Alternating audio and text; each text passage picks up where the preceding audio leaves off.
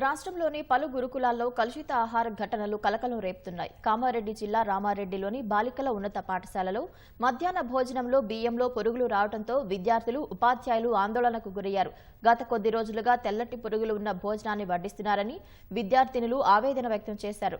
పాఠశాలలో కొద్ది రోజులుగా వంటగదిలో నిల్వ ఉంచిన 5 క్వింటాళ్ల బియ్యాన్ని వండి విద్యార్థులకు వడ్డించడంతో అనారోగ్యానికి గురవుతున్నారని విద్యార్థి సంఘాలు ఆరోపిస్తున్నాయి. ఇప్పటికైనా జిల్లా విద్యాశాఖ అధికారులు పట్టించుకొని నాణ్యమైన బియ్యాన్ని విద్యార్థులకు సరఫరా చేయాలని డిమాండ్ చేశారు. అనంతరం ఘటనపై ప్రిన్సిపాల్ను వివరణ కోరగా ఉన్నతాధికారులకు సమాచారం చేరవేశామని తెలిపారు. నాణ్యమైన ఆహారం అందించకుండా పెడితే పిల్లల ఆరోగ్యాలు గాలి కొదిలేస్తా ఉన్నారు విద్యాశాఖ అధికారులు. పిల్లల ఆరోగ్యాల పాలై ప్రాణాలు కోల్పోయే పరిస్థితి ఉన్నది. నాసిరక భోజనం ఇక్కడ పెడతా ఉంటే పిల్లలు దీని అస్వస్థకు గురై ప్రాణాలు కోల్పోయే పరిస్థితి ఉన్నది.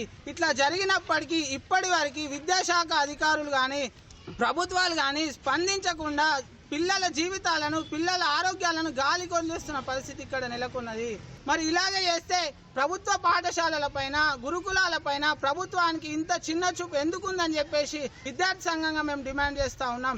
2 రోజుల నుంచి ఆ బియ్యం సరిగా ఉడకడం లేదు. మంచి బియ్యం తీసుకురావడానికి మేము అధికారికి ఫోన్ చేయగానే అవి తీసుకొచ్చి మంచి తీసుకుపోమని చెప్పారని